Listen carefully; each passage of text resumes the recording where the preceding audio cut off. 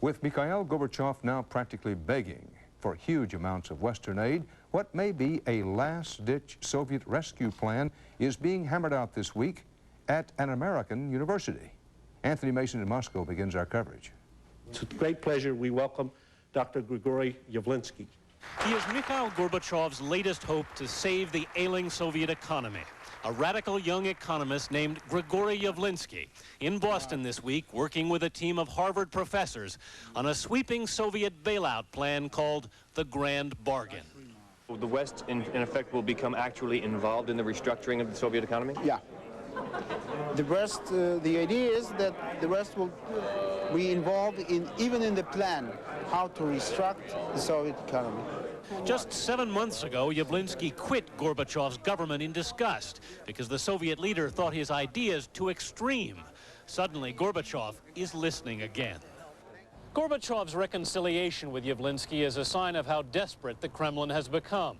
By some estimates, Moscow needs $150 billion over the next 5 years, and the Soviet leader knows there's only one place he can get that kind of money. The club of 7 leading industrialized nations, whose leaders will meet in London in July. And yesterday at a press conference with one of them, Italian Prime Minister Andreotti, Gorbachev was openly begging for an invitation to plead his case. I've even started thinking what I should say at a meeting like this, he said. And if I'm not invited, I'll say it anyway.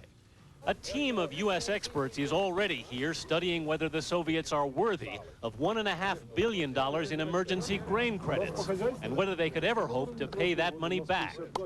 The Soviet TV correspondent in San Francisco will tell you that's a problem.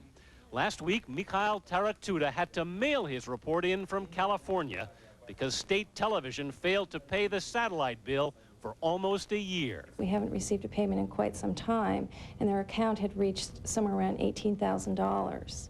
Dear viewers, Mikhail implored on national television, please ask the government to send in the money, and we can send you some interesting stories.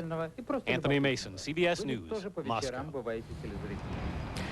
At the White House, President Bush responded to Gorbachev's plea by pointing out that $100 billion is a large piece of change. But he made it clear that he supports the idea of helping the Soviets. It is in the national security interest of the United States, and I think in every other interest, to have a reformed Soviet Union. So my answer would be, let's look at it.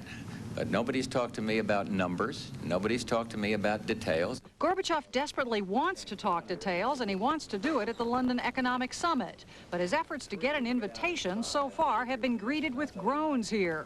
Mostly out of fear he'd arrive hat in hand to pressure for money the U.S. doesn't have for an economy without a solid plan for reform. We have limitations in what we can do, and when we do something, we want it to be meaningful. We don't want to just have it some gesture that doesn't help the struggling Soviet economy. A Soviet delegation comes to Washington next week, presumably with a reform plan designed to impress. But it's unlikely that it's going to impress enough to get another guest invited to that London party, especially not a guest with as long a wish list as Mikhail Gorbachev. Dan? Thanks, Susan Spencer. Stay here with us, because when we come back, Eye on America has a especially interesting story about keeping your life on track when your schoolmates are getting killed. It's not about all of that. You understand? You are not clowns. Keep watching 60 Minutes this summer. We'll try to make it worth your while with stories you might have missed and stories you've told us you want to see again. In Eye on America, we're taking you tonight to one of the toughest neighborhoods in the country to meet a school principal who is even tougher. She has to be. As correspondent Harold Dow will show you, this remarkable woman is out to change the lives and the image of inner-city kids. You just ought to stop smoking that crack. You know he's dealing drugs, and he's messing up so many good people's lives.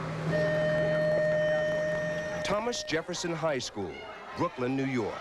An inner-city school surrounded by drugs, crime, and violence.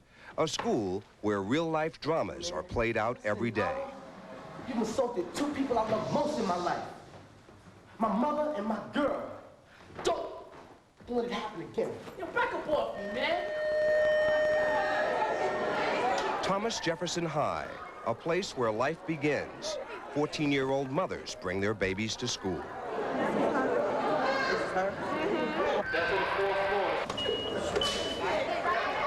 It's also a place where life ends. During the past 4 years, 70 Jefferson High students have been shot or stabbed. More than 30 have died. Students now have a private room, a grieving room, where they mourn the deaths. Go to the room, discuss with your own friends what the problem is. Get all your feelings out in the room, secluded away from everybody else, and nobody else is affected by it. Good morning. How are you? Hi. We are not just going to live here and be victims. You cannot just live your life as a victim. Despite the crime, despite the drugs, despite the violence that surrounds her school, Principal Carol Beck refuses to surrender her dreams or hide behind her desk. Your hat. Your hat is gone. Your hat. Your hat. Put it in your book bag. Thank you. I'm an equal opportunity enforcer. The girls and boys know that. Everyone understands that there's a certain level of behavior that's expected. It's the last time I want to see you running around in the hall. Take your hat off. Before Carol Beck came to Jefferson High, these corridors were filthy and few students were going to class. Now the halls are spotless, and this principal is changing the way her students feel about themselves. There's a myth. Young black men believe that at birth, automatically, they are going to become professional basketball players. And that is not a profession. Kick and up. Beautiful.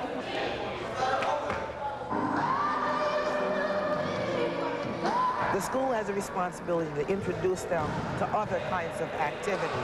Well, what does this sport give them? What does it teach them about themselves? It teaches them teamwork, cooperation, the team building skills. How are you? Team building skills, working together. It teaches them how to control frustration. And Carol Beck's philosophy is apparently working on people like 6'7" basketball star Kevin Bellinger. You are aware that I will have a nervous breakdown if I hear that you have decided not to complete your 4 years and get a degree. Bellinger has decided to go to a small college. For him, the lesson learned is that education is more. It's great, to go to school and on athletic scholarship and have all the girls and everybody cheering you on, but you have to keep your mind straight. You have to, realize I'm here for one thing, that's to get my degree, make my mother proud of me, and that's why I'm going. How are your babies today? And some real lessons about life are being learned in this classroom where teenage girls show up with their babies. In reality, the babies are dolls, but carrying them around all day teaches about the real responsibilities of being a real mother. So what about having a child? No. Why not? Big responsibility? Very much, very much, very much. And I will not be able to support a child right now. Let me get out of high school first. I am so very excited. Thank you very much for making a dream come true. And Carol Beck's enthusiasm is paying off in the classroom, too. Attendance is up, and more students will be graduating next month. We can be stars. You know what I'm saying, baby? Dreams come true at Thomas Jefferson. Get married on the moon and conceive our first child. That's the name of the play, Dreams. But reality keeps intruding on these dreams at Thomas Jefferson High. Another student was buried in Brooklyn this afternoon. 15-year-old Jamal Carter shot outside a housing project by another 15-year-old with a gun.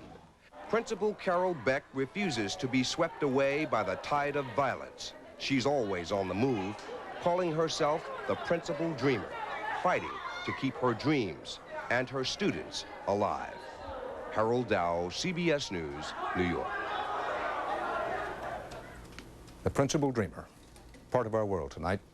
Dan Rather for the CBS Evening News. Good night.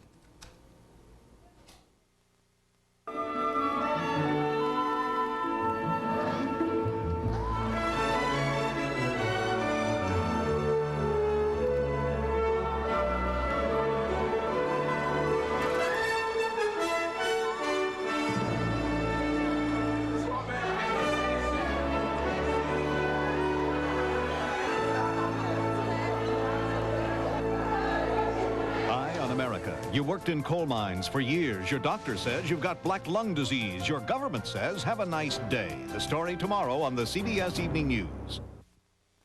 This is CBS.